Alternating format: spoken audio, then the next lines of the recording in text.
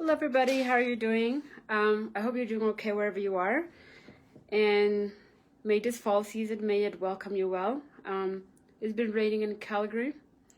I don't know how it is in where you are, but there's a lot going on around the world. And today I just want to take a little bit of time to talk to you guys in English about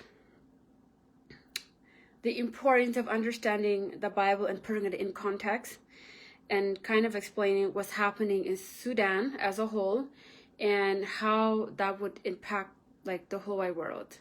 So I'm going to begin with the story of the ancient Babylonians and who they were. So if you read the Bible, it talks about, especially in Genesis, it talks about the genealogy of Cush, the genealogy of Ham, and who was Nimrod and things like that. So if you look at the ancient, what is now called the Middle East, it's also called ancient Mesopotamia. It was the territory of Ham. So the children of Ham dominated that region.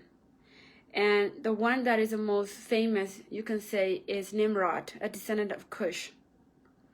So Nimrod had many cities, as you can see in the Bible if you were to read.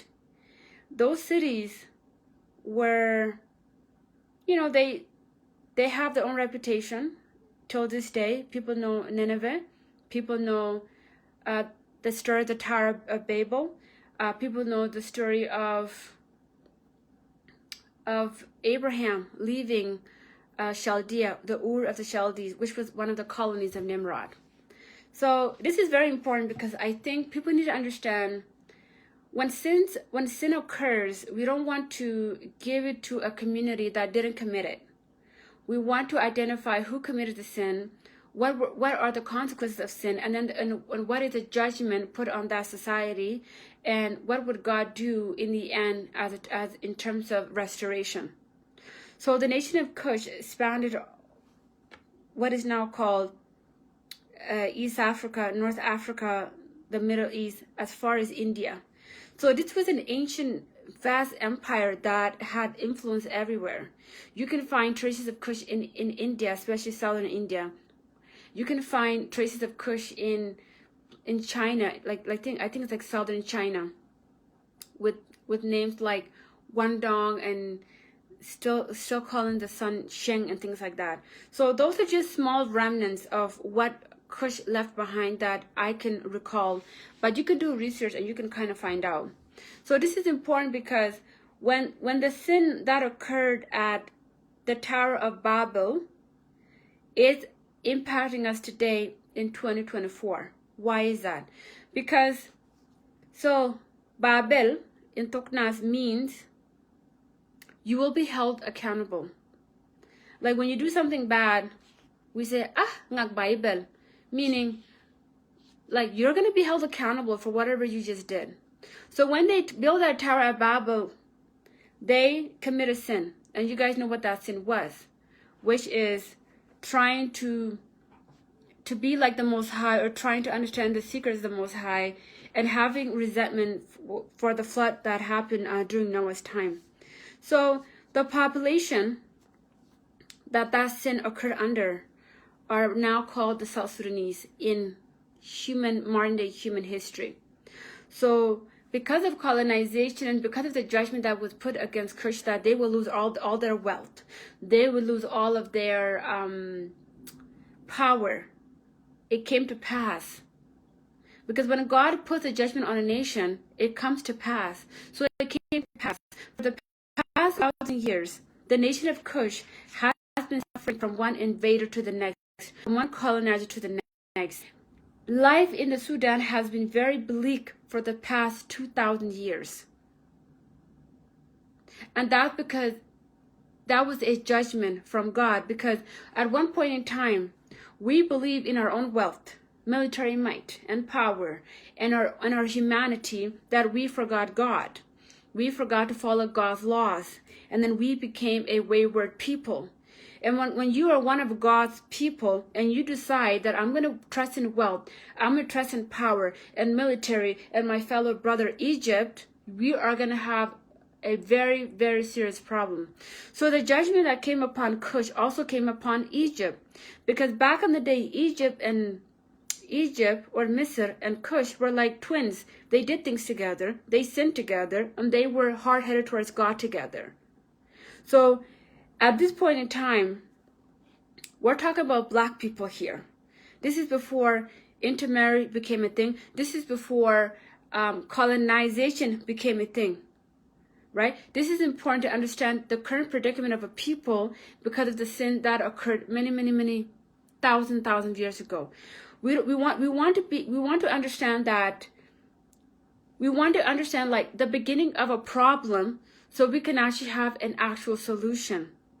So that's why like the behavior of the ancient Babylonians, especially when they were in their decline, became a like a cultural catchphrase where everybody will be like, oh, that's a Babylonian behavior. Or they say stuff like, oh, Babylon must fall. And I used to ask myself, when I would watch some black people say things and they'll be like, oh, Babylon must fall. And they would attribute it to, let's say, America. Now, the decline of the Babylonian became a sign of what a rebellious and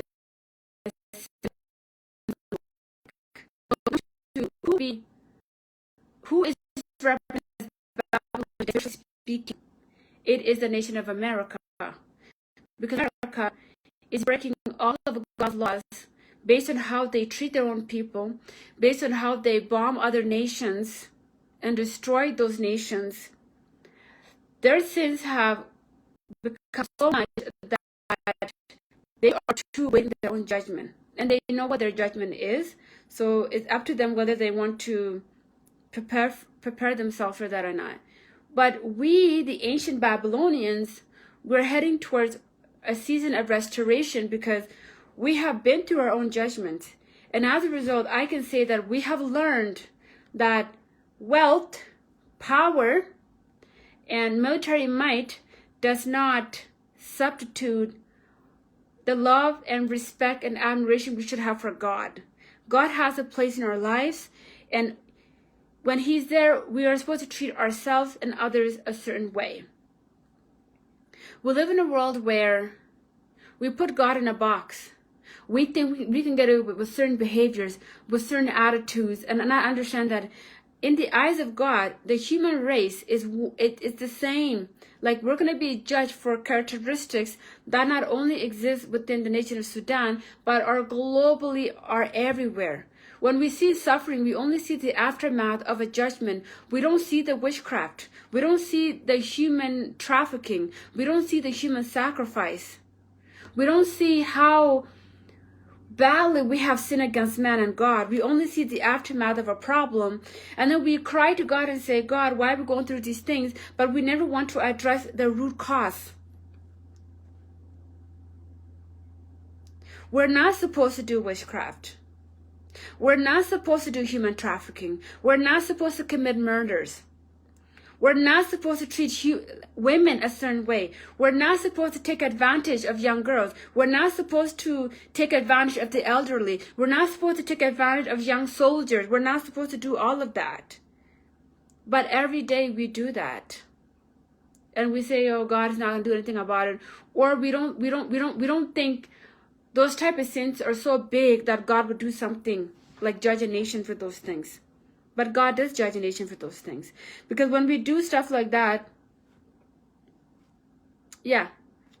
So because of our sin, we were sent Prophet Isaiah. Prophet Isaiah prophesied to us for, I think, 3 years. I stand to be corrected if that number is wrong. But I think he prophesied in our soil for about 3 years. And he was mocked. He was treated poorly. Isaiah died a painful death. He told us about the condition we would be in now. We don't want to hear it. We told him, like, who are you talking to, sir? Okay, cool. We mistreated Isaiah. Then God sent us Prophet Ngundengbong because he spoke all of our dialects. And he came to tell us not to commit sin, to live pure, So God find us holy and worthy. What did we do? We mistreated him. We didn't want to listen. So the ancient Babylonian attitudes, the ancient sin that our forefathers committed, down to the decline of Cush as a nation, it hasn't changed. We're still behaving the same way. We're very haughty, we're very stubborn, very judgmental, very sinful. We do things in the dark, and we say God is not going to see anything, but God sees everything. We commit murder. You will kill your fellow tribe. You will kill another community, and their death would mean nothing to you. You are not the person who gave that community life. You are not the person who gave that other tribe blood, bone, and flesh. But then you go with your 2 legs and your weapons, and then you go commit murder and say, so what? You can't kill someone God created or a creature God created and think there will be no problem for you, the one who is perpetrating the crime. And then we are mistreating people in the Blue House. Blue House is I think it's a jail in Juba where national security run it. We're doing really nasty things to people in the Blue House and think the God of the heavens is now weeping for the national security in South Sudan for mistreating his children. We are a sinful nation. And what happened to us historically when we sin? We get destroyed. We get sifted. We get displaced. We become hungry. We become powerless.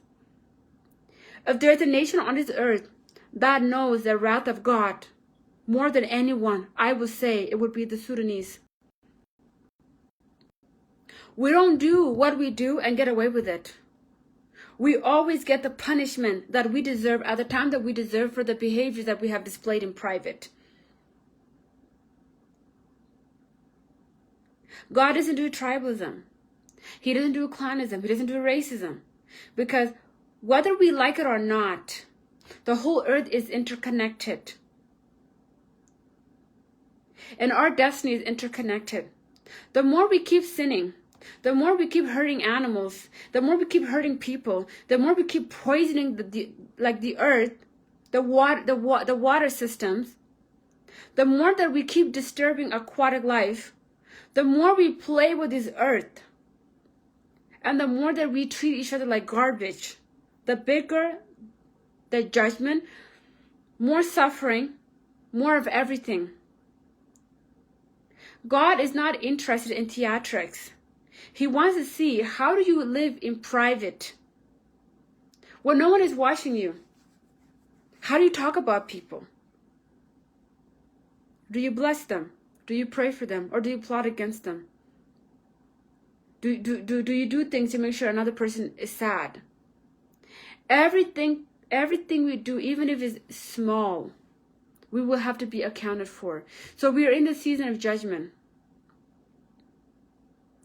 And it's a season of judgment. If you're someone who's not sure about the signs because maybe you don't really follow the biblical narrative or you don't read the Bible, I keep talking about South Sudan. I keep talking about Sudan, not by accident, but to show you we are the timeline.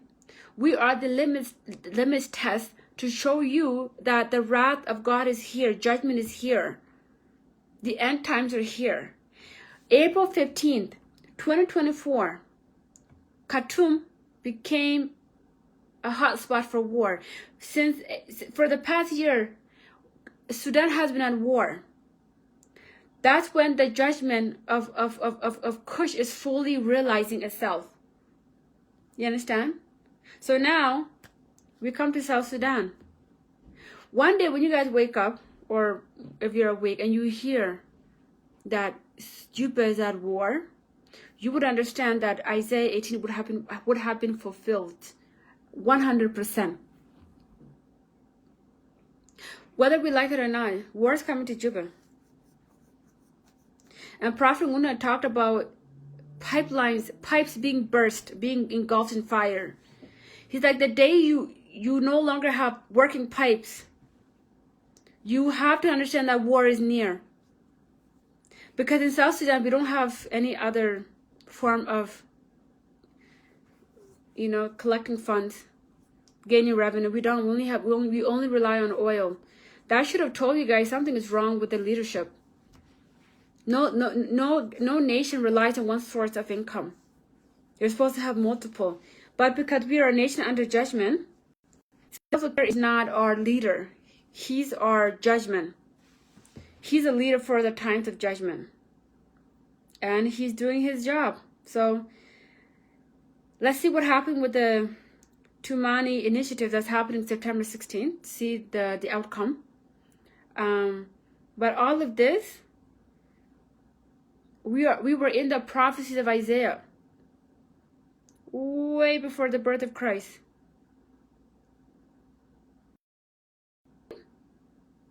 This stuff is very old, more than 2,000 years old. So God's going to do this. Should be surprised. So the question is, why would you want to be a problem solution? When you dehumanize a fellow tribe, you're committing sin. It's one thing to be against atrocity committed. It's one thing to say I don't like this because it happened, but it's another to commit murder and then say, well, they're not from my community, so I'm not going to have any feelings about what I just did.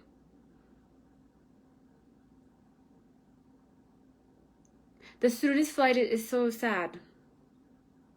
It's very, very sad. And a lot of people don't understand why we're in the condition that we're in. But it's sin.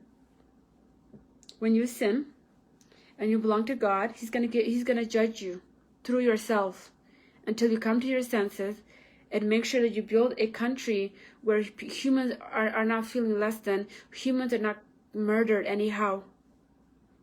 Then you'll be blessed. God only blesses nations that don't commit murder. Nations that don't mistreat their own. Nations that don't wage wars, unnecessary wars on others. And if you are a nation who wages wars against other people, your time will come when you'll be judged for your sins. But going forward, the wrath of God is real. And we, the Sudanese, or the South Sudanese, we know it very well. We know it 1,000%. So when we talk about we want to change, we want to be good, we want to be, it's real. We have to, because the wrath of God is real. We understand it. We live through it 24/7. We live through the prophecies. We feel the prophecies, and they're being fulfilled in our face 24/7. So if you're from a community and you feel like God is not real or His judgment is not real, that's okay. That's a you thing. But for those of us who live these prophecies, it is not funny. We have to be in tune with what God wants, and God wants what's best for mankind. He wants human beings to be treated a certain way, and He wants us as a people to have respect for human life and human blood and human flesh, and not to abuse them anyhow. And when we can coexist peacefully, and we can humanize each other, God will bless us abundantly. We will shine like our ancestors. But until then, the consequences of sins are death, suffering, and continual suffering, and more judgment.